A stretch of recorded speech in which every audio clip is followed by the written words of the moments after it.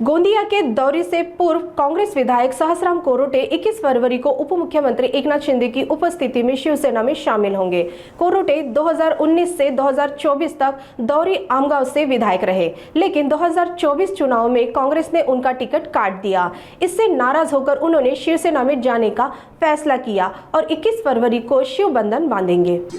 माझी तिकीट कापून अशा व्यक्तीला तिकीट देण्याचं काम केलं आणि म्हणून मी आतमधून मला व्यथा झाली, मी खूप दुःखी झालो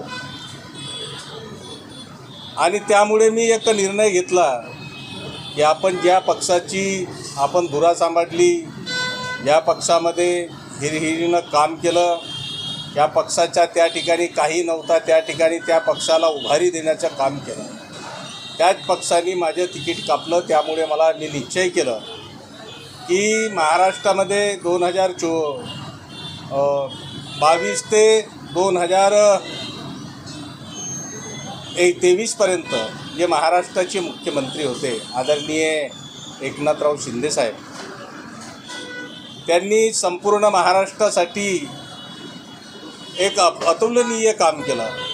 एक लाडली बहीण योजना सुरू केली आणि संपूर्ण ग्रामीण भागातला जो ढाचा आहे, तिथले जे काम करणारे कर्मचारी आहे, त्यांच्यासाठी अनेक प्रकारच्या योजना आणून अनेक लोकांना न्याय देण्याचं त्यांनी काम केलं।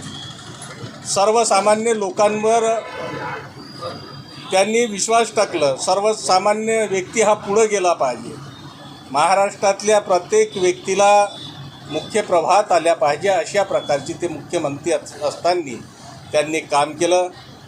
जेव्हा मी आमदार होतो त्यांनी आमच्याशी कुठल्याही प्रकारचा दुजाभाव केला नाही आणि अशा व्यक्तिमत्वासोबत आपण जावं अशा प्रकारची माझी भूमिका ठरली आणि मी 21 तारखेला शिवसेना शिंदे साहेबांच्या शिवसेनेमध्ये मी प्रवेश करणार आहोत, हे माझे निश्चित झालेलं आहे।